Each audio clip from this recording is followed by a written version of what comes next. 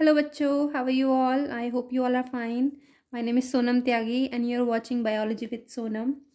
तो आज short tricks जो है उसमें हम breathing and exchange of gases वाला चैप्टर ले रहे हैं, ह्यूमन फिजियोलॉजी का सेकंड चैप्टर। ठीक है, पूरे चैप्टर को वैसे ही रिवाइज करना है। मैं मेहनत कर रही हूँ, आपको भी पूरी वीडियो देखनी है। हो सकता है कि कोई ऐसा वर्ड, कोई ऐसा टॉपिक जो आप भूल रहे हो वो आपको रिवाइज हो जाए, और ऐसे रिवीजन करोगे तो बच्चा बिल्कुल भी एक भी क्वेश्चन जो है आपका वो गलत हो ही नहीं सकता। मतलब ये ऐसे नोट्स हैं जिसमें आप पूरा चैप्टर जो है वो बहुत अच्छी तरीके से रिवाइज कर सकते हो। ठीक है, और कॉपी पेन लेके बैठना बच्चा। ठीक है, कोई भी पॉइंट अगर ऐसा हो आपने नहीं सुना हो या आप भूल गए हो, उसको तुरंत नोट कर लेना। अपने एक इन शॉर्ट नोट के भी अपने एक पेज पे जा जाने चाहिए। अगर मैं आपको 16 पेजेस करा रही हूँ तो इसमें से कुछ ऐसे पॉइंट्स होंगे जो आपको नहीं आते होंगे, वो आपके एक पेज में आ जाने चाहिए। क्लियर है भाई? ठीक है, मैं डिजीज़ वाला जो पार्ट है उसकी मैं एक अलग से ही वीडियो डालूंगी। जितने भी चैप्टर्स हैं उन सब की डिजीज़ वाली जो पार्ट हैं उन सबको मैं एक वीडियो में डाल दूंगी। अभी सिर्फ मेन चैप्टर पे फोकस कर रहे हैं, फिर डिजीज़ वाले, क्योंकि ओवरऑल डिजीज़ से एक ही क्वेश्चन आ जाता है, एक या दो। ठीक है, तो डिजीज़ वाला पार्ट मैं एक साथ डाल दूंगी सारे का। ठीक है, पूरी ह्यूमन फिजियोलॉजी का। क्लियर है बच्चा? चलो चलते हैं फिर। ज़्यादा वीडियो लंबी नहीं करनी है आपको। मिनिमम जो टाइम है हमारा बहुत ही कम ड्यूरेशन में मुझे चैप्टर कराना है।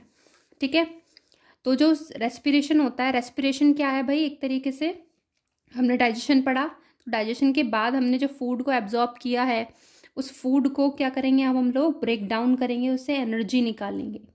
ठीक है, उसी प्रोसेस को हम क्या बोल देते हैं? रेस्पिरेशन। लेकिन रेस्पिरेशन जो होता है वो ब्रीदिंग से लेके एनर्जी बनने तक का पूरे प्रोसेस रेस्पिरेशन कहलाता है, जिसमें ब्रीदिंग उसका एक पार्ट हो गया। ठीक है, क्लियर है? ब्रीदिंग किसका पार्ट है? रेस्पिरेशन का। रेस्पिरेशन ब्रीदिंग का पार्ट नहीं है, ये याद रखना। कौन कौन से पार्ट होते हैं? ब्रीदिंग, ब्रीदिंग मतलब सांस लेना यानी कि इनहेलेशन, सांस छोड़ना एक्सहेलेशन। फिर गैसेस का एक्सचेंज होगा, जो आपने सांस अंदर ली है तो लंग्स के बीच में और ब्लड के बीच में क्या होगा?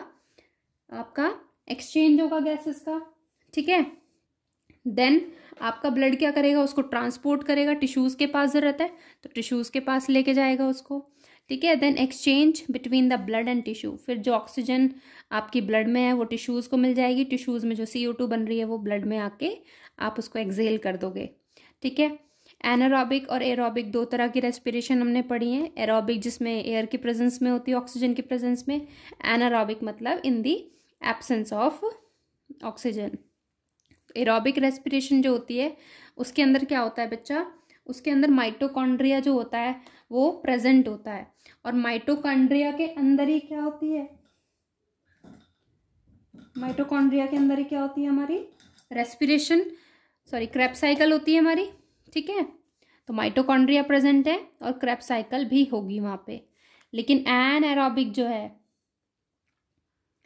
एनाएरोबिक, ठीक है, एनारोबिक के अंदर माइटोकॉन्ड्रिया नहीं है, और माइटोकॉन्ड्रिया नहीं है तो क्रेब्स साइकिल भी नहीं होगी। एग्जाम्पल क्या है भाई? कहाँ पे हमारी बॉडी के अंदर एरोबिक रेस्पिरेशन होती है? RBC के अंदर भी मैंने आपको बताया था, और वाइट ब्लड सेल्स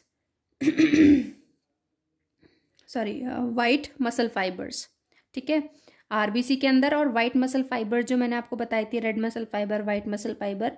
तो वाइट मसल फाइबर्स के अंदर भी एनारोबिक रेस्पिरेशन होती है, क्योंकि वहाँ पे क्या होती है? एकदम से इंस्टेंट एनर्जी चाहिए होती है। मैंने बताया था ना, स्प्रिंटर्स जो होते हैं जो कुछ सेकंड्स में रेस ख़त्म कर देते हैं, उनके अंदर वाइट मसल फाइबर ज़्यादा होती हैं, तो वहाँ पे क्या होती है? तुरंत एनर्जी चाहिए होती है, तो एनारोबिक रेस्पिरेशन हो जाती है।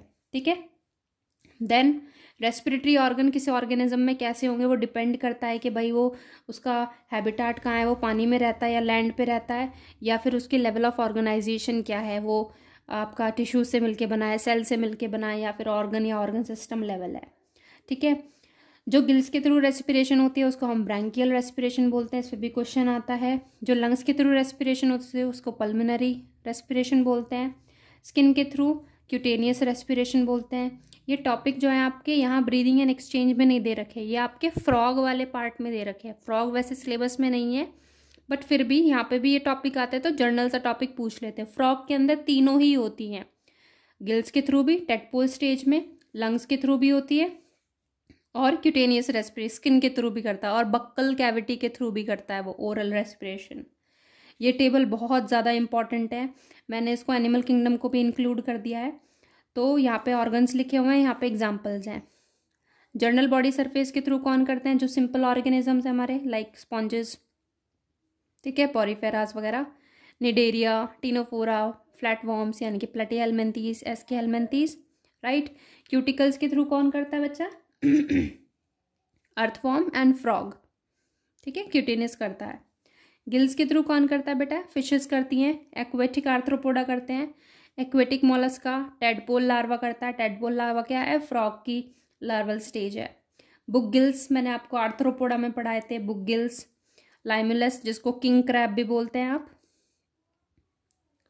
ये लिविंग फॉसिल है एक तरीके का। ट्रैकिल ट्यूब्स कॉकरोच के अंदर, इंसेक्टा जितने भी इंसेक्ट्स हैं। Book lungs scorpions and spider के अंदर होता है। और लंग्स के थ्रू रेप्टाइल्स, बर्ड्स, मैमल्स और जो एम्फीबियंस जो हैं वो लैंड पे रहते हैं वो करते हैं। ठीक है, अभी गला थोड़ा ख़राब है, ठीक है, क्लियर है भाई? चलो नेक्स्ट पेज देखो। अब जो फ्रॉग होते हैं, जब वो एस्टिवेशन यानी कि समर स्लीप और हाइबरनेशन, मतलब फ्रॉग जब विंटर स्लीप में जाते हैं तो तब वो सिर्फ बरोज के अंदर होते हैं, गड्ढों के अंदर। तो वो सिर्फ और सिर्फ किसके थ्रू रेस्पिरेशन करते हैं? स्किन के थ्रू रेस्पिरेशन करते हैं, ठीक है। अब ये क्वेश्चंस हैं आपके लिए, ये यहीं पे हम करेंगे। आप भी वीडियो को पॉज करो एक बार और सारे आंसर्स के एक बार जवाब दे के देखो फटाफट से, विद इन नो सेकेंड्स, ठीक है, within no time. Find out the respiratory structure in the following animal. अब ये सोचो कि वो कौन से फाइलम से या कौन सी क्लास से बिलोंग करता है। रैबिट मैमल है, तो मैमल कैसे करेंगे भाई? लंग्स के थ्रू रेस्पिरेशन करेंगे। प्रॉन क्या है? एक एक्वेटिक क्रस्टेशियन है, यानी कि एक एक्वेटिक आर्थ्रोपोडा है। तो एक्वेटिक आर्थ्रोपोडा कैसे ब्रीथ करेंगे भाई? गिल्स के थ्रू करेंगे। टेडपोल लार्वा कैसे करेगा भाई? गिल्स के थ्रू करेगा। काऊ मैमल में आती है तो लंग्स के थ्रू रेस्पिरेशन करेगी। अर्थवॉर्म बताया था एनिलिडा में, तो मॉइस्ट क्यूटिकल। कॉकरोच कैसे बताया था? ट्रैकियल सिस्टम होता है इसके में, तो ट्रैकियल ट्यूब्स होती है। स्पाइडर एंड स्कॉर्पियंस में मैंने अभी बताया था, दो एग्जाम्पल हैं, बुक लंग्स। किंग क्रैब में बुक गिल्स थे, बुक की तरह दिखते हैं, जैसे खुली हुई किताब हो ना, ऐसे दिखाई देते हैं इसमें। बीच बीच में भी एक्सप्लेनेशन, ये जो मैं बता रही हूँ ना आपको, थोड़ी थोड़ी डिटेल्स जो बता रही हूँ, इससे भी चैप्टर जो है आपका काफ़ी क्लियर हो जाएगा। तो बहुत शांति से वीडियो को ना सुनते हुए चलना, बहुत अच्छी तरीके से रिविजन हो जाएगा। क्लियर है? फ्रॉग के अंदर, फ्रॉग क्या है? एक तरीके का एम्फीबियन है। अब अगर वो फ्रॉग बोल रहा है बेटा, तो मैंने बताया था वो एडल्ट की बात करें, अगर वो टेडपोल की बात करेंगे तो वो बोलेंगे उसको टेडपोल लार्वा। तो फ्रॉग में तो भाई लंग्स के थ्रू भी हो रहा है, बक्कल कैविटी के थ्रू भी हो रहा है, राइट, और उसमें स्किन के थ्रू भी रेस्पिरेशन कर रहा है वो, ठीक है।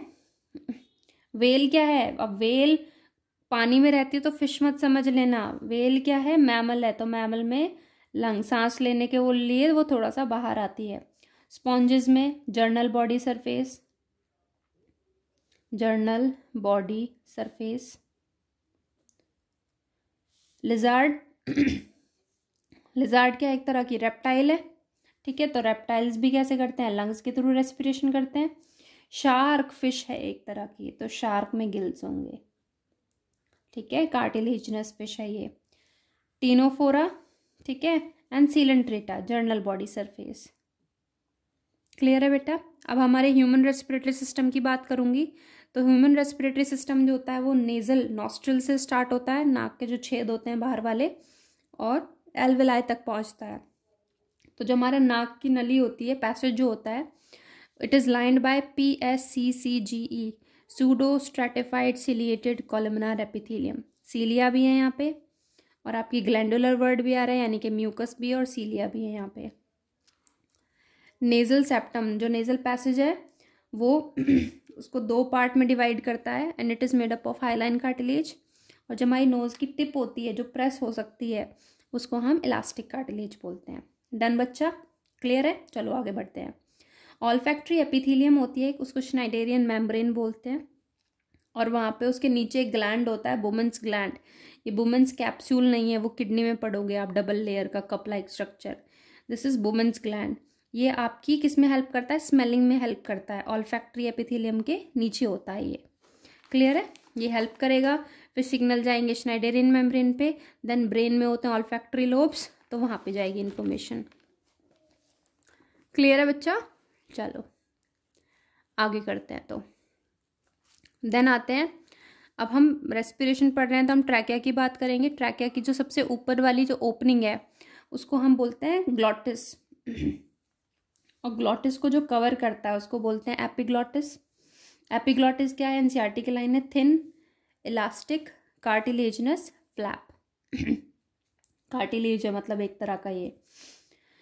ड्यूरिंग स्वॉलोइंग क्या होता है? ब्रीदिंग रेट हमारा 0 होता है, क्योंकि अब देखो मैं यहाँ पे नहीं लिखा मैंने, जो व्यूल्वा होता है, व्यूल्वा क्या करता है? ऊपर की तरफ लिफ्ट अप होता है, हमारे नेजल पैसेज को क्या कर लेता है? अंदर से बंद कर देता है। और ये जो एपिग्लॉटिस होता है ये ग्लॉटिस को कवर कर लेता है। तो खाना जब हम सटकते हैं तो ये सब बंद हो जाता है, तो उस टाइम पे ब्रीद नहीं कर रहे होते हम। किस टाइम पे? स्वॉलोइंग के टाइम पे। लेकिन खाते टाइम तो हम च्यूइंग करते टाइम, और जब डाइजेशन हो रहा है तब तो ब्रीदिंग होगी। सिर्फ एट दैट टाइम जब हम स्वॉलो कर रहे हैं फूड को, तब ब्रीदिंग रेट 0 होगा। देन लैरिंग्स की बात करते हैं। तो लैरिंग्स जो होता है ट्रैकिया का सबसे ऊपर वाला पार्ट ही होता है, जो मॉडिफाई हो जाता है थोड़ा सा ऐसे, ठीक है, ऐसे बॉक्स में। इसको बोलते हैं वॉइस बॉक्स या साउंड बॉक्स। बर्ड के वॉइस बॉक्स को सिरिंग्स बोलते हैं। ये भी क्वेश्चन आ जाता है। आपने देखा होगा जो लड़के होते हैं उनके नेक में एक प्रोमिनेंट सा स्ट्रक्चर दिखाई देता है, चोंच से निकली रहती है, उसको एडम्स एप्पल बोलते हैं। और वो उनमें टेस्टोस्टेरोन हार्मोन की वजह से होता है, इसलिए फीमेल में ये हार्मोन नहीं है तो हमारे अंदर एडम्स एप्पल नहीं है। क्लियर है भाई बात? बिल्कुल okay. How many pair of vocal cord? 2 होती हैं, फॉल्स और ट्रू बताई थी मैंने, एक फॉल्स और ट्रू। लेकिन साउंड प्रोड्यूसिंग क्या होती हैं? सिर्फ ट्रू वोकल कॉर्ड्स होती हैं। फॉल्स वाली जो होती हैं वो ट्रू वालों को मॉइस्ट करने का काम करती हैं। ट्रैकिया क्या है?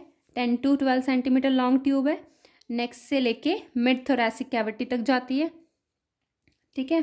फंक्शन क्या है भाई इसका? ट्रैकिया में क्या प्रेजेंट होती है हमारी? कार्टिलेजिनस रिंग्स प्रेजेंट होती हैं। एक सेकेंड बच्चा,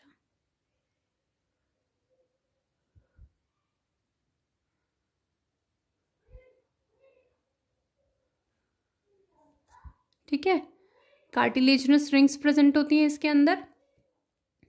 और ये कार्टिलेजिनस रिंग्स जो होती हैं बेटा, ये पूरा जो कंडक्टिंग वाला पार्ट होता है वहाँ तक एक्सटेंड करती हैं, और ये कोलैप्स होने से बचाती हैं। हमारी जो ट्रैकिया ट्यूब है वो कोलैप्स ना हो जाए, उस चीज़ के लिए यहाँ पे कार्टिलेजिनस रिंग्स है, ठीक है। कार्टिलेजिनस रिंग्स जो है वो भी हाइलाइन कार्टिलेज की बनी हुई होती हैं, और ये इनकम्प्लीट होती हैं। वेरी इंपॉर्टेंट क्वेश्चन, इनकम्प्लीट होती हैं। मैं आपको पूरा चैप्टर में ये भी बताती चलूँगी कि PYQ में कौन से क्वेश्चन अभी तक आ चुके हैं, किस फॉर्म में पूछे हैं, और आगे कौन कौन से क्वेश्चन किस तरीके से पूछे जा सकते हैं, मतलब चांसेस उनके, ठीक है। तो इनकम्प्लीट होती हैं कौन सी साइड पे? डॉर्सल साइड पे। तो ऐसे समझो कि ये हमारा ट्रैकिया है, ठीक है, और ट्रैकिया पे मैंने ऐसे कवर किया हुआ है, ठीक है। तो यहाँ से तो मुझे दिख रहा है एक पूरी कवरिंग, लेकिन बैक साइड से कैसा है? ये इनकम्प्लीट है ना ये, ठीक है। तो इनकम्प्लीट होती है डॉर्सल साइड पे, क्योंकि इसके पीछे क्या होता है? विंड पाइप के पीछे फूड पाइप होती है। ट्रैकिया जो होती है वो आगे चल के चेस्ट रीजन में थोरैसिक वर्टिब्रे पे डिवाइड कर जाती है, 5th थोरैसिक वर्टिब्रे पे। ये 5th थोरैसिक वर्ड आपको याद रखना है, राइट और लेफ्ट ब्रोंकाई में डिवाइड। और ट्रैकिया में भी PSCCG की लाइनिंग होती है और सीलिया भी होते हैं। चलें भाई आगे। अब ये पैसेज बहुत इंपॉर्टेंट है,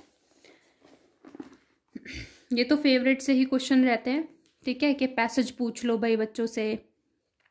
तो नॉस्ट्रिल के थ्रू एयर अंदर जाएगी, फिर नेजल चैम्बर में जाएगी, हमारे फेरिंग्स में जाएगी, देन लैरिंग्स में जाएगी, देन ट्रैकिया। ट्रैकिया से प्राइमरी ब्रोंकाई फर्दर डिवाइड करके सेकेंडरी ब्रोंकाई बनाते हैं, फर्दर डिवाइड करके टर्शरी ब्रोंकाई। देन आते हैं हमारे ब्रोंक्यूल्स। ब्रोंक्यूल्स के बाद ये भी फर्दर डिवाइड करते हैं into terminal bronchioles, respiratory bronchioles. Then आती है आपकी ये पूरी एल्वेलर डक्ट, और एल्विलर डक्ट के बाद ये ऐसे ट्री लाइक स्ट्रक्चर सा आता है, पूरा क्लाउड जैसा। इस पूरे पार्ट को एट्रिया बोलते हैं। एट्रिया के अंदर आपको ये पाउचेस दिखाई दे रहे होंगे, इनको एल्विलर सैक बोलते हैं। और इन एल्विलर सैक के अंदर ये क्या है, यहाँ पे ये एल्विलाई हैं। तो यहाँ पे 5 to 6 alveoli in each sac. ठीक है, हर एक एल्विलर सैक में 5 से 6 एल्विलाई हो सकते हैं। और टोटल दोनों लंग्स का बता रही हूँ 300 मिलियन एल्विलाई होती हैं। ठीक है, कहीं पे भी खाली जगह नहीं होती लंग्स के अंदर, पूरा भरा हुआ होता है, वो एक टिश्यू होती है ना कि मसल्स। ठीक है, तो बेटा नॉस्ट्रल से लेके टर्मिनल ब्रोंकियोल्स तक डेड्स, इसको ब्रैंकियल ट्री बोलेंगे, कंडक्टिंग जोन बोलेंगे। और जो कंडक्टिंग जोन है, सिंपल सा फंडा है, कंडक्टिंग जोन के अंदर कार्टिलेजिनस रिंग्स नहीं होंगी, यानी कि जो भी एयर आप अंदर ले रहे हो, कुछ एयर इस पार्ट में भी तो रहेगी ना, खाली थोड़ी हो जाएगी कि सारी एल्विलाई में पहुंच गई।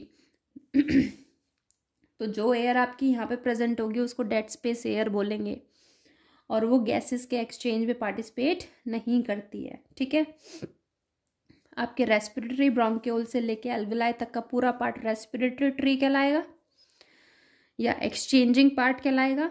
ठीक है, यहाँ पे गैसेस एक्सचेंज हो सकती हैं, ऑक्सीजन और CO2 हमारे रेस्पिरेटरी गैसेस हैं।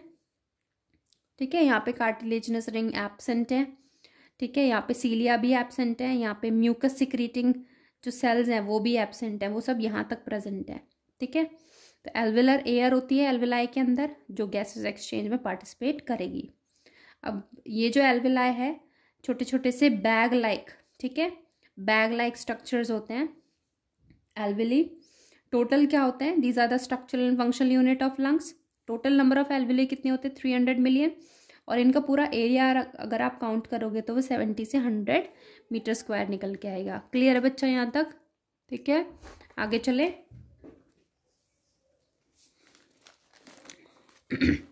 अब आते हैं लंग्स की बारी पे। ठीक है, लंग्स जो होते हैं बेटा हमारे दो होते हैं, वन पेयर होता है, राइट और लेफ्ट लंग। राइट लंग जो होता है वो बड़ा होता है 625 ग्राम्स का, लेफ्ट लंग जो है वो थोड़ा छोटा होता है 575 ग्राम्स का।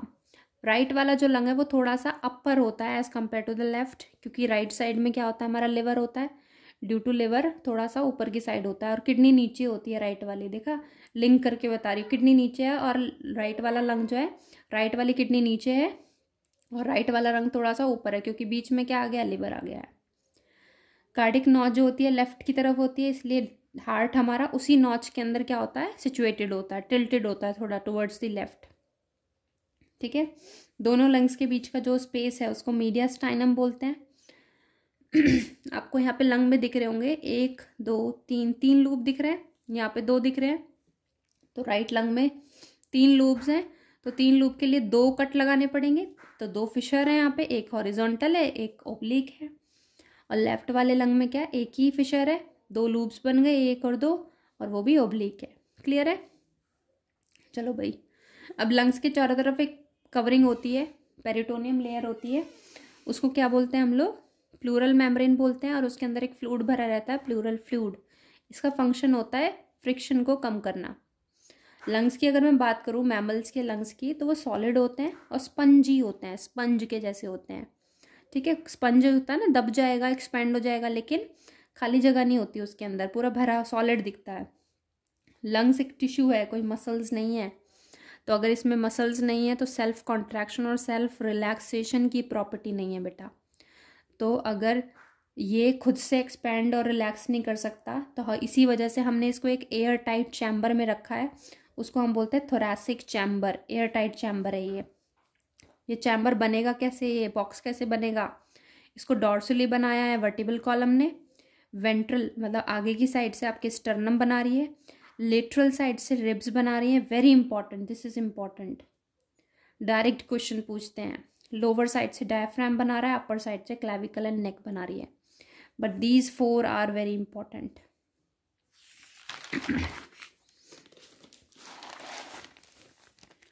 अभी बीच बीच में मैकेनिज्म भी बताऊंगी इसका, तो मैकेनिज्म को बहुत ध्यान से समझना। जो रेस्पिरेटरी मेम्ब्रेन है जहाँ पे गैसेस का एक्सचेंज होगा, उसमें क्या क्या करेक्टरिस्टिक होनी चाहिए, वो बहुत पतली होनी चाहिए, आसानी से डिफ्यूजन हो जाए, मॉइस्ट होनी चाहिए, सरफेस एरिया ज़्यादा होना चाहिए, ठीक है, और ब्लड कैपिलरीज का नेटवर्क रिच होना चाहिए, ठीक है। तो एल्वेलाई की 2 टाइप की सेल्स होती हैं, न्यूमोसाइट टाइप 1 एंड टाइप 2, ठीक है। टाइप 2 वाली जो होती हैं ये एल्वेलर फ्लूइड सिक्रीट करती हैं, और ये फ्लूइड में एक लिपिड होता है, फोस्फोलिपिड होती है, वो एक तरह से सरफेक्टेंट का तरह काम करती है, जो एल्वेलाई को कोलैप्स नहीं होने देती, ठीक है। इंस्पायरेशन, सांस लेना एक एक्टिव प्रोसेस है, क्योंकि उसमें मसल्स जो है हमारे जो चैम्बर की वो काम कर रही हैं। एक्सपायरेशन जो है वो पैसिव प्रोसेस है, लेकिन अगर आप जानबूझ के सांस बाहर छोड़ देते हो वो फिर से एक्टिव प्रोसेस हो गया। The movement of air into and out of the lungs is carried out by creating a pressure gradient between the lungs and atmosphere. Very much clear? कोई भी चीज़ है ज़्यादा से कम की तरफ आएगी, तो ऐसा ही सेम एयर का भी है। एयर का प्रेशर जहाँ पे कम होगा तो एटमॉस्फेयर में अगर ज़्यादा है, लंग्स में कम है तो लंग्स के अंदर आ जाएगी एयर। लंग्स में ज़्यादा प्रेशर है एटमॉस्फेयर के कंपैरिजन, तो लंग्स से बाहर निकल जाती है। तो सब प्रेशर का खेल है, ग्रेडियंट डिफरेंस का खेल है, कंसंट्रेशन ग्रेडियंट। मसल्स जो इसमें पार्टिसिपेट करती हैं ब्रीदिंग में, मेन मसल बेटा प्राइमरी मसल बोलते हैं इसको, डायफ्राम। ये सिर्फ मैमल्स के अंदर होती है और एक क्रोकोडाइल के अंदर होती है। ये थोरैसिक वॉल्यूम को बढ़ा देगी एंटीरियर पोस्टीरियर एक्सिस, मतलब आगे और नीचे की साइड से। दूसरी होती है इंटरकोस्टल मसल्स, आगे बताऊंगी इनके बारे में। एक और फीचर होता है हमारे एल्वेलाई के अंदर मैमल्स की, एक और पोर्स होते हैं, पोर्स ऑफ कोहेन। ये भी क्या करते हैं, ज़्यादा एक्सचेंज ऑफ गैसेस में हेल्प करते हैं। इंटरकोस्टल मसल्स जो होती हैं वो रिब्स के बीच में होती हैं। जो थोरैसिक चैम्बर के बाहर फेस कर रही हैं उनको एक्सटर्नल बोल देते हैं, जो अंदर लंग्स की तरफ फेस कर रही होते हैं उनको इंटरनल इंटरकोस्टल मसल्स। इम्पॉर्टेंट चीज़ क्या है, जब हम सांस लेते हैं उस टाइम पर ये कॉन्ट्रैक्ट करती हैं, जिसकी वजह से हमारा चैम्बर जो है थोरैसिक चैम्बर, उसकी वॉल्यूम बढ़ती है, जिसकी और कौन से एक्सिस में बढ़ती है ये बहुत इंपॉर्टेंट है। तो आप अगर अपनी चेस्ट पे हाथ रखोगे और सांस अंदर लोगे तो बाहर की तरफ, ऊपर की तरफ आएगा ना, आउटवर्ड, ठीक है, या अपवर्ड बोल दो उसको। तो डॉर्सो वेंट्रल एक्सिस में जो थोरैसिक वॉल्यूम है वो बढ़ गई। डायफ्राम एंटीरियर पोस्टीरियर में कर रहा था, ये कैसे कर रही हैं, सिर्फ एक्सटर्नल वाली, ठीक है। तो आपका जो थोरैसिक वॉल्यूम है it is directly proportional to the pulmonary volume. Pulmonary word is related to lungs. तो थोरैसिक वॉल्यूम जिस चैम्बर में रखा गया उसकी वॉल्यूम अगर बढ़ेगी तो लंग्स की भी वॉल्यूम बढ़ेगी, और लंग्स की वॉल्यूम बढ़ेगी तो जो प्रेशर है लंग्स के अंदर वो कम हो जाएगा। ये इन्वर्सली प्रोपोर्शनल है। अब देखो मैंने 4 कॉलम बनाई हैं यहाँ पे, normal inspiration, normal expiration, forceful inspiration, forceful expiration. ये मैकेनिज्म है इसका, समझना इसको। सॉरी। डायफ्राम जो है, जब हम सांस अंदर लेते हैं तो डायफ्राम नॉर्मली कैसा होता है, डोम शेप का होता है, लेकिन जब सांस लेते हैं तो फ्लैट हो जाता है। तो ऐसे है, ऐसे और ऐसे हो जाएगा फ्लैट एकदम, ठीक है, ऐसे है, ऐसे हो जाएगा फ्लैट। और एक्सटर्नल इंटरकोस्टल मसल्स ये क्या करते हैं, कॉन्ट्रैक्ट, जिसकी वजह से थोरैसिक वॉल्यूम बढ़ेगा, पल्मोनरी वॉल्यूम बढ़ेगा, प्रेशर इन द लंग्स घटेगा। तो लंग्स के अंदर प्रेशर कम हो गया ना as compare to the atmosphere, तो air will rush from atmosphere to lungs, तो लंग्स के अंदर आएगी, air will move inside the lungs, और लंग्स क्या करेंगे, एक्सपैंड करेंगे, फैलेंगे। अब नॉर्मल एक्सपायरेशन करा तो यही सब उल्टा हो जाएगा। ये डायफ्राम ये ऐसे हम रिलैक्स करेंगे, वॉल्यूम कम, पल्मोनरी वॉल्यूम कम, प्रेशर ज़्यादा अब लंग्स में एज़ कम्पेयर टू, तो लंग्स में प्रेशर ज़्यादा है तो ज़्यादा से एटमोसफियर में कम है तो वहाँ चला गया, तो एयर बाहर निकल गई, तो लंग्स कंप्रेस हो गए। अब आते हैं फोर्सफुल इंस्पायरेशन। अब फोर्सफुल इंस्पायरेशन करने से पहले नॉर्मल इंस्पायरेशन भी तो करा होगा, नॉर्मली सांस लियोगे फिर और कंटिन्यू करा आपने सांस लेना, तो उसमें सब ऐसे ही होगा सेम, बस उसके साथ एक और एक्स्ट्रा एब्डोमिनल मसल जो है वो भी कॉन्ट्रैक्ट कर जाएंगी। लेकिन फोर्सफुल एक्सपायरेशन जो होता है normal expiration is passive process, लेकिन forceful expiration is active process. तो जब आप फोर्सफुल एक्सपायरेशन कर रहे हो तो नॉर्मल एक्सपायरेशन करोगे पहले, फिर आप कंटिन्यू करते हो सांस बाहर छोड़ना, तो उसको फोर्सफुल बोल देते हैं। ठीक है, तो इसमें क्या होगा, एक्सपायरेशन करेंगे प्लस इसमें internal intercostal muscles plus abdominal muscles contract करती हैं, ये तो सब रिलैक्स कर जाएंगे। ये सब डायफ्राम ईआईसीएम रिलैक्स, और रिलैक्स, इनके रिलैक्स होने के बाद इंटरनल इंटरकोस्टल मसल्स और एब्डोमिनल मसल्स कॉन्ट्रैक्ट करती हैं। तो जब हम छींकते हैं कफिंग करते हैं या योगा करते हैं, बहुत एक्सरसाइज करते हैं, तो उस टाइम पे क्या होता है, फोर्सफुल एक्सपायरेशन कर रहे होते हैं हम। ठीक है, तो आपसे ये क्वेश्चन आ सकता है कि आईआईसीएम यानी कि इंटरनल इंटरकोस्टल मसल्स कब कॉन्ट्रैक्ट करती हैं, ड्यूरिंग फोर्सफुल एक्सपायरेशन। क्लियर है भाई? देखो मेरे गला खराब है, फिर भी मैं लगी हुई हूँ, पढ़ा रही हूँ तुम्हें, तो प्लीज़ अपनी पढ़ाई पे बहुत ज़्यादा ध्यान दो, क्वेश्चंस करो, वीडियोस देखो ये वाली, ठीक है, सारे क्वेश्चंस करो, फिर भी कोई डाउट आता है तो मुझे बताओ, ठीक है, ज़रूर सॉल्व होगा। नॉर्मल ब्रीदिंग जो होती है एब्डोमिनल ब्रीदिंग बोलते हैं उसको, और फोर्सफुल ब्रीदिंग जो है उसको थोरैसिक ब्रीदिंग बोलते हैं।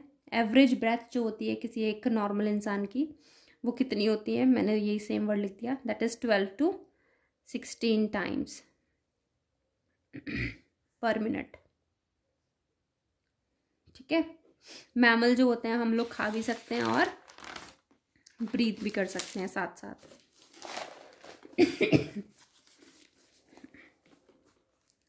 ठीक है बच्चा, substances which prevent alveoli collapsing, उसको क्या बोलते हैं हम लोग, लेसिथिन बोलते थे, फोस्फोलिपिड था एक तरह का। ठीक है, ये आपके बायोमोलिक्यूल्स में नाम दे रखा है लेसिथिन, याद रखना। Air which do not participate in exchange of gases, जो गैसेस एक्सचेंज में पार्टिसिपेट नहीं करती है और उसको डेड स्पेस एयर बोलते हैं। ठीक है, फीटल स्टेज के अंदर रेजिडुअल वॉल्यूम, बची हुई वॉल्यूम जो है, और ब्रीदिंग रेट क्या होता है, 0, क्योंकि लंग्स जो होते हैं वो नॉन फंक्शनल होते हैं पैदा होने से पहले। हम कितनी सांस बाहर छोड़ रहे हैं फोर्सफुली या नॉर्मली, उसको मेजर करने वाला इंस्ट्रूमेंट स्पायरोमीटर कहलाएगा। अब ये वॉल्यूम्स आ गई सारी। टाइडल वॉल्यूम कितनी होती है, हम एक बार में कितनी सांस ले लेते हैं, या फिर दोनों को मिला के नहीं, या फिर कितनी सांस बाहर छोड़ते हैं, वो 500 अंदर लिए तो 500 ही छोड़ेंगे। ठीक है, पर मिनट का देखोगे तो 6000 से 8000 होगा। आप उससे मल्टीप्लाई कर सकते हो इस 500 को, 12 बार ब्रेथ कर रहे हो तो 6000 हो गया, 16 टाइम 1 मिनट में ब्रीथ कर रहे हो तो 8000 हो गया, सिंपल।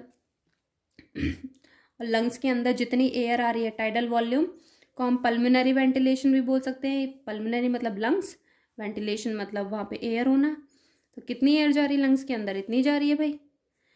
सिर्फ एल्विलर वाले पार्ट तक कितनी जा रही है, जहाँ एक्सचेंज होगा 350, तो 500 में से 350 तो एल्विलाई में जा रही है, एक्सचेंज हो रही है, बाकी बची कहाँ रह जाएगी, कंडक्टिंग पार्ट में ना, उसी को हमने क्या बोला था, डेड स्पेस एयर बोला था। एक और इम्पॉर्टेंट चीज़ बता दूँ, एज बढ़ने के साथ साथ ये जो डेड स्पेस एयर है इसका नंबर बढ़ने लग जाता है, वॉल्यूम ये बढ़ने लग जाती है, इस वजह से वो ना सांस भी जल्दी जल्दी लेते हैं, लेकिन वो हाँफते भी हैं। ठीक है, मतलब ऑक्सीजन पूरी नहीं मिलती उनको, क्योंकि डेड स्पेस एयर ज़्यादा बढ़ गई है, एल्वेलाई में कम पहुंच रही है। ठीक है, IRV, अब मैंने पूरी फुल फॉर्म नहीं लिखी है। इंस्पायरेटरी रिजर्व वॉल्यूम, सिर्फ वैल्यूज याद रख लेना कि एक्स्ट्रा नॉर्मल इंस्पायरेशन करने के बाद भी आपने कितना फोर्सफुल ले लिया, 2500 से 3000 ml। नॉर्मल एक्सपायरेशन करा, फिर भी एक्सपायरेटरी रिजर्व वॉल्यूम, फिर भी कितना एक्सपायर कर सकते हो, 1000 से 1100 ml। बहुत जान लगा के सांस बाहर छोड़ दिया आपने, फिर भी आपके लंग्स में जो एयर बची रह गई उसको रेजिडुअल वॉल्यूम बोलते हैं, वो 1100 से 1200 ml होती है। ठीक है, और इसको, ये तो कभी बाहर ही नहीं आएगी ना, तो स्पायरोमीटर इसको कभी डायरेक्ट मेजर ही नहीं कर सकता, और ये ऐसी एयर है जो कभी बाहर आएगी ही नहीं, मतलब जब तक इंसान जिंदा है तब तक नहीं आएगी। ठीक है, inspiratory capacity 3500 3500 ml, expiratory capacity मतलब टाइडल वॉल्यूम और ERV दोनों मिला दो, 1600 ml आ जाएगी अप्रॉक्सीमेटली। फंक्शनल रेजिडुअल वॉल्यूम, वो एयर जो आपके लंग्स में फंक्शनल यानी कि गैसेस के एक्सचेंज, मान लो आप सांस बाहर छोड़ दिया आपने, ठीक है, नॉर्मल एक्सपायरेशन करा, फिर आपने सांस रोक लिया, तो कौन सी एयर है जो अभी बाहर नहीं निकली, जो आप फोर्सफुली निकाल सकते थे वो, और रेजिडुअल वॉल्यूम जो कभी बाहर जाएगी ही नहीं, उनको जब आप ऐड करोगे तो क्या आएगा हमारा 2300 ml निकल के आएगी। ठीक है, यानी कि इसके अंदर क्या आता है आपका expiratory reserve volume plus RV. VC क्या होती है भाई, वाइटल कैपेसिटी, इसमें ERV plus RV plus IRV। Total lung capacity, पूरे लंग की कैपेसिटी कितनी है, अगर आप पूरा लंग्स को इन्फ्लेट कर दो तो वो कितना आएगी, सबको प्लस कर दो, ये आएगी 5800 ml या फिर अप्रॉक्सीमेटली 6 लीटर। तो इतनी, अगर आपसे पूछे लंग्स की कैपेसिटी कितनी होती है एयर की, तो इतनी होती है भाई। ठीक है, वीसी जो है हमेशा FRC से ज़्यादा रहेगी, यहाँ पे भी देख लो वीसी इतनी है और FRC कितनी है ये, तो वीसी ज़्यादा है हमेशा। वीसी डिपेंड करेगी अब एज पे, छोटे बच्चे हैं तो जल्दी सांस लेते हैं तो उनका वीसी ज़्यादा होगा as compared to adults. Sex की बात करें तो मेल्स का जो वीसी होता है वो ज़्यादा होता है फीमेल के कंपैरिजन में। जो इंसान हेल्दी है उसका वीसी ज़्यादा होगा अनहेल्दी से। जो एक्टिविटीज़, जो बहुत एक्सरसाइज वगैरह करता है उसका वीसी ज़्यादा होगा नॉर्मल इंसान से। ठीक है, जो एथलीट वगैरह होते हैं तो ये बहुत एक्सरसाइज करते हैं तो इनका वीसी जो है वो बहुत ज़्यादा होता है as compared to the normal person. Clear बच्चा? चलो भाई, अब रेस्पिरेटरी मेम्ब्रेन कितनी होती हैं, 3 होती हैं। एनसीईआरटी की लाइंस है, PYQ में बहुत बार पूछ चुका है एम्स वगैरह में, तो सिंपल है, बिल्कुल simple. Thin squamous epithelium of alveoli, पहले एयर आएगी एल्वेलाई में आएगी, फिर बीच में बेसमेंट मेम्ब्रेन होती है वहाँ जाएगी, फिर वहाँ से आपकी कैपिलरीज जो होती हैं, कैपिलरीज मैंने बताई थी एक ही सिंगल लेयर होती है, और ये कैपिलरी की मेम्ब्रेन बताई थी, अभी भी बताऊंगी उसमें आगे चल के सर्कुलेशन वाले चैप्टर में। तो ये वाली जो है दीज आर दी एंडोथीलियम, ठीक है, ऑफ एल्वेलर कैपिलरी। थिकनेस जितनी ज़्यादा कम हो डिफ्यूजन मेम्ब्रेन की, उतना ज़्यादा बढ़िया डिफ्यूजन होगा, उतना बढ़िया गैसेस का एक्सचेंज होगा। ठीक है, तो ये एनसीईआरटी की लाइन है, लेस देन 1 mm। ठीक है, ये टेबल बहुत इंपॉर्टेंट है, आपको शायद याद हो क्लास में मैंने इसको ट्रिक बताई थी। तो आपको ये 3 वैल्यू तो जो मैंने रेड से लिखी है वो याद रखना है। यहाँ ऑक्सीजन है, ये CO2 है, ऐसे याद रख लो, एटमॉस्फेयर में है, फिर एल्वेलाई में आई, फिर डीऑक्सीजनेटेड में, फिर ऑक्सीजनेटेड में, फिर टिश्यू में। इन दोनों का ध्यान रख लेना। 159, 0.3, 104 और फिर 40, 40, 40, 40, 45, 45, 95। फटाफट से ये टेबल बन जाएगी। अगर आप पेपर में इससे रिलेटेड क्वेश्चन आता है पार्शियल प्रेशर से, तो बेटा ज़्यादा सोचने में टाइम वेस्ट मत करना, फटाफट से ये लिख के लेटर्स को और आप अपनी टेबल बना लेना और उससे क्वेश्चन करने की कोशिश करना, जल्दी हो जाएगा, ट्रस्ट में। डिफ्यूजन कैपेसिटी जो होती है भाई, कितना डिफ्यूजन होगा किस चीज़ पे डिपेंड करेगा, वेरी इंपॉर्टेंट अगेन। ठीक है, थिकनेस पे डिपेंड करेगा, जितनी पतली होगी उतना ज़्यादा डिफ्यूजन अच्छा होगा।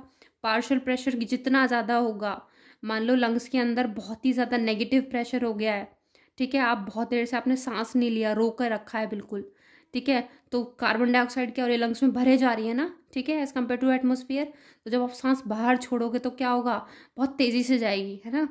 तो जितना ज़्यादा आप नेगेटिव, जितना प्रेशर डिफरेंस क्रिएट करोगे उतना ही ज़्यादा डिफ्यूजन होगा। सॉल्युबिलिटी ऑफ गैस, 3 गैसेज हैं हमारे पास, ऑक्सीजन, CO2, CO। ठीक है, तो सबसे ज़्यादा कौन सॉल्युबल होती है, 200 टाइम्स सॉल्युबल कौन है भाई, CO है, कार्बन मोनोऑक्साइड, पॉइजनस। जो लोग रात को सर्दियों में अंगीठी जला के सो जाते हैं रूम बंद करके, उनकी डेथ हो जाती है सुबह, क्योंकि पूरे ब्लड में क्या मिक्स हो जाती है, CO, जिसको CO पॉइजनिंग बोलते हैं हम लोग। और ये ऐसा स्टेबल तगड़ा कंपाउंड बनाती है कि हीमोग्लोबिन को छोड़ती ही नहीं है बिल्कुल भी। आई बात समझ में? तो सॉल्युबिलिटी फिर कौन है भाई, 20 से 25 टाइम्स आपकी एनसीईआरटी ने लिखा हुआ है, CO2 है, फिर कहीं जाके बेचारे ऑक्सीजन का नंबर आता है। प्राइमरी इनहेलेशन मसल कौन सी है हमारी, डायफ्राम है भाई, ठीक है। रेस्पिरेटरी ऑर्गन्स वेल में और रैबिट में लंग्स है। रेस्पिरेटरी ऑर्गन्स अर्थवॉर्म में मॉइस्ट क्यूटिकल्स है। इंट्रा प्लूरल प्रेशर जो है वो ऑलवेज नेगेटिव रहेगा, ठीक है, काउंटर प्रेशर लगाता है लंग्स के ऊपर ताकि लंग्स जो है कोलैप्स, मतलब फट ना जाए, बर्स्ट ना हो जाए।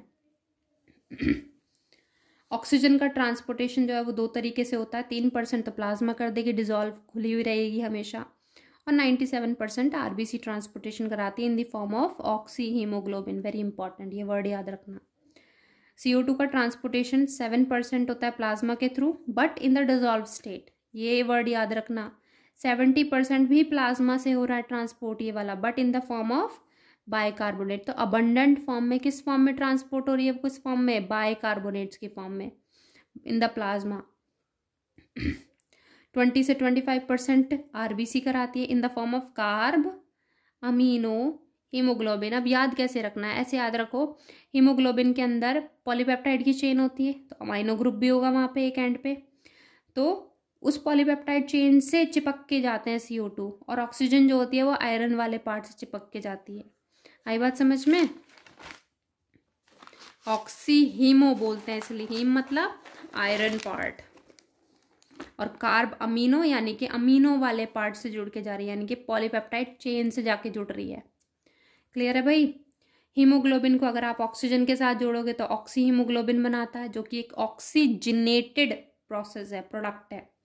CO2 को साथ मिलाओगे तो कार्ब अमीनो हीमोग्लोबिन हो गया, CO के साथ मिला दिया तो बोला कार्बोक्सी हीमोग्लोबिन हो गया। ये स्टेबल कंपाउंड है, छोड़ता नहीं है बिल्कुल हीमोग्लोबिन को। और एक और एक्सपेरिमेंट कर ले, अगर हम O3 ओजोन लेयर जो है हमारी, उसको हम बाइंड करा दे तो वो क्या करती है, हमारी हीमोग्लोबिन के अंदर जो मतलब जो Fe आयंस होते हैं उनकी ऑक्सीडेशन स्टेट को चेंज कर देगी, तो ऑक्सीडाइज्ड प्रोडक्ट बनाती है, दैट इज मिथेमोग्लोबिन। क्लियर है?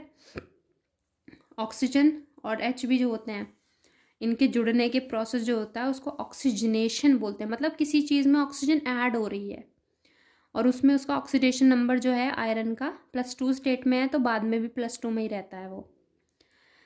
हीमोग्लोबिन मैक्सिमम एफिनिटी किसके लिए दिखाता है भाई? CO के लिए दिखाता है, ठीक है, फिर CO2 के लिए, फिर O2 के लिए।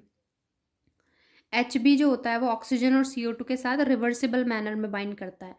लंग्स पे ऑक्सीजन के साथ बैठ गया, वो उसको लेके गया टिश्यूज़ में, उसको छोड़ दिया बेचारी को, वहाँ से CO2 के साथ को अपने साथ बढ़ा लिया, उसको लंग्स तक लेके आया, उसको भी वहाँ छोड़ दिया, ठीक है। तो रिवर्सिबल चलता रहता है। एक हीमोग्लोबिन के पास 4 Fe के आयन होते हैं, एक Hb के साथ 4 पॉलीपेप्टाइड चेन होती हैं, क्वाटरनरी प्रोटीन स्ट्रक्चर है ये। एडल्ट के अंदर 2 अल्फा 2 बीटा होते हैं, चिल्ड्रन बच्चों के फीटस के अंदर 2 अल्फा 2 गामा होते हैं। और बच्चों का जो हीमोग्लोबिन होता है वो ऑक्सीजन के लिए ज़्यादा एफिनिटी शो करता है as compared to us. Graph में क्वेश्चन आएंगे, ध्यान से सुनना, फिर से सुनो। फीटस का जो हीमोग्लोबिन होता है वो ऑक्सीजन के लिए ज़्यादा एफिनिटी रखता है as compared to our haemoglobin, ठीक है। 100 ml ऑफ ब्लड में 20 ml ऑक्सीजन लेके आ रहा है। हर 100 ml, हमारी बॉडी में कितना होता है, 4 से 5 लीटर ब्लड होता है, तो हर 100 ml जो होता है वो 20 ml ऑक्सीजन लेके आ रहा है लंग से, ठीक है। लेकिन उन 20 ml में से सिर्फ 25% यानी कि सिर्फ 5 ml ही टिश्यूज़ को डिलीवर होता है, but in the normal physiological condition. लेकिन अगर आप क्या कर रहे हो, आप बहुत सारी एक्सरसाइज करने लग गए भाई, रनिंग कर लिया आपने, तुरंत से भाग दिए, तो आपकी बॉडी में क्या होगा, टिश्यूज़ को रिक्वायरमेंट होगी ऑक्सीजन की, ठीक है। तो क्या होगा, एक्सरसाइज के टाइम पे ऑक्सीजन डिमांड बढ़ेगी, पार्शियल प्रेशर कम होगा टिश्यूज़ का, तो कम हो गया तो अब क्या होगा, ज़्यादा ऑक्सीजन इधर की तरफ आ जाएगी, टिश्यूज़ की तरफ, ठीक है। तो 75 उल्टा हो जाएगा, अब 75% यानी कि 15 ml 20 का 75% कितना होता है, 15 ml होता है, वो टिश्यूज़ को मिलेगा अब। इसीलिए बोलते हैं कि एक्सरसाइज करना चाहिए, क्योंकि जब आप एक्सरसाइज करोगे तो जितनी ऑक्सीजन आपकी हीमोग्लोबिन के साथ बाइंड कर रही है, तो आपकी बॉडी की टिश्यूज़ को ज़्यादा ऑक्सीजन मिलेगी नॉर्मल केसेस के कंपैरिजन में। जो नॉर्मल इंसान है उसको सिर्फ 5 ml मिल रही है, जो है इंसान एक्सरसाइज कर रहा है उसको 15 ml मिल रही है ऑक्सीजन हर 100 ml ब्लड में। इसलिए बोलते हैं एक्सरसाइज करनी चाहिए, ठीक है।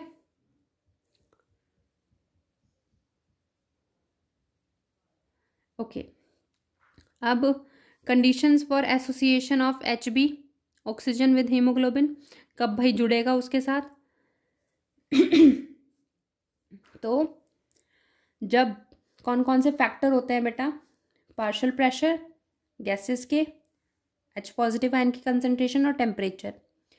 अगर ये तीनों पार्ट, अगर आपको ऑक्सीजन को हीमोग्लोबिन के साथ जोड़ना है तो ऑक्सीजन वाली जो गैस है उसका पार्शियल प्रेशर ज़्यादा करना पड़ेगा, दूसरी गैस का पार्शियल प्रेशर कम करना पड़ेगा, H पॉजिटिव आयन की कंसंट्रेशन कम करनी पड़ेगी, यानी कि pH यानी कि एसिडिटी कम।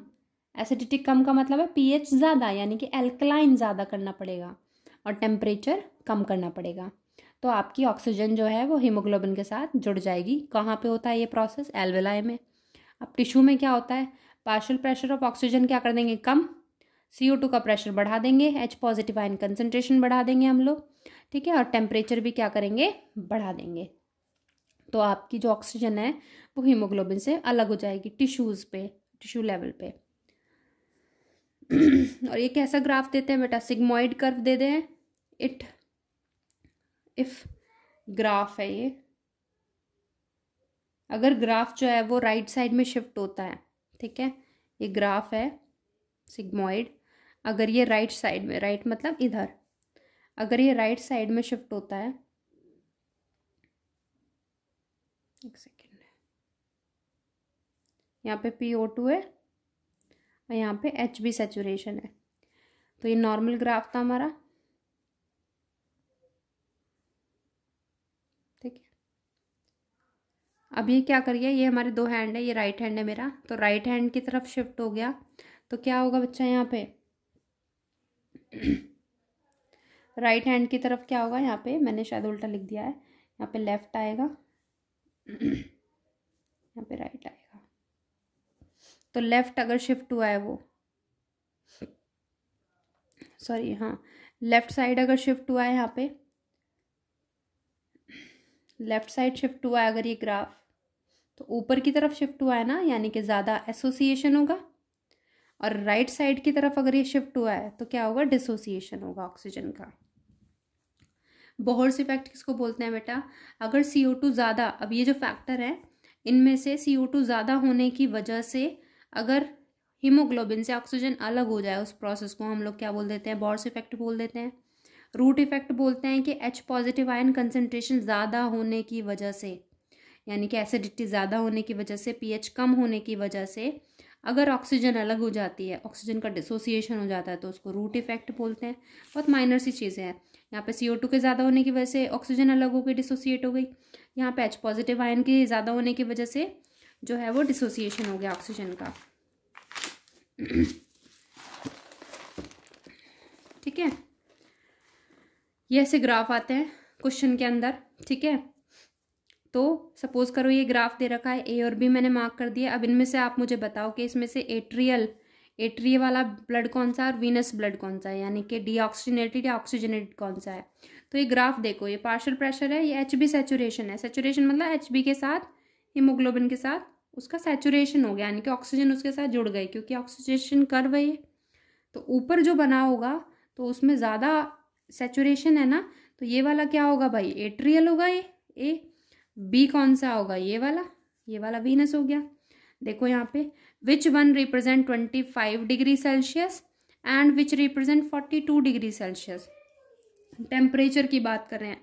अब देखो ऑक्सीजन को अगर जोड़ना है आपको हीमोग्लोबिन के साथ, तो जोड़ किस में रही होगी? इसमें ज़्यादा जो दिख रहा है मुझे ऊपर, HB सैचुरेशन ज़्यादा यहाँ पे है, तो जुड़ रहा होगा, यानी कि टेम्परेचर होगा कम वहाँ पे। तो ये 25 डिग्री A को रिप्रेजेंट कर रहा है, ये कम टेम्परेचर पे सैचुरेशन होता है, और जब टेम्परेचर ज़्यादा होता है तो टूटने लग जाता है, तो डिसोसिएशन हो रहा है, तो ये 42 डिग्री सेल्सियस होगा। देखो बहुत इजी है, कॉन्सेप्ट समझ जाओ बस। ये दे रखा है आपका ग्राफ नेक्स्ट, ठीक है। अब इसमें पूछा है which one is adult haemoglobin graph, और कौन सा इसमें से फीटस का हीमोग्लोबिन है। तो मैंने अभी आपको बताया था हीमोग्लोबिन जो फीटस का होता है वो ऑक्सीजन के लिए ज़्यादा एफिनिटी शो करता है। तो A क्या हो गया यहाँ पे? फीटस का लिए, और ये हो गया एडल्ट का हीमोग्लोबिन, ठीक है। क्लियर है बच्चा? आगे बात समझ में बिल्कुल सबको, ठीक है। ये वीडियो बेटा थोड़ी सी लंबी हो जाएगी, एक लास्ट थोड़ी सी देर के लिए वीडियो जो है मैं अलग बनाऊंगी, क्योंकि मैं इसमें CO2 जो कैसे ट्रांसपोर्ट होती है आपके in the form of bicarbonate, इसको मैं पूरा इनकम्प्लीट है थोड़ा सा, तो साथ के साथ बना के इसको ड्रॉ करूंगी। तो नेक्स्ट वीडियो देख लेना, जिसको क्लियर ना हो ये वाला पार्ट कि भाई CO2 का जो ट्रांसपोर्टेशन है वो कैसे होता है आपका in the form of bicarbonates. Clear है? चलो नेक्स्ट वीडियो में आते हैं फिर।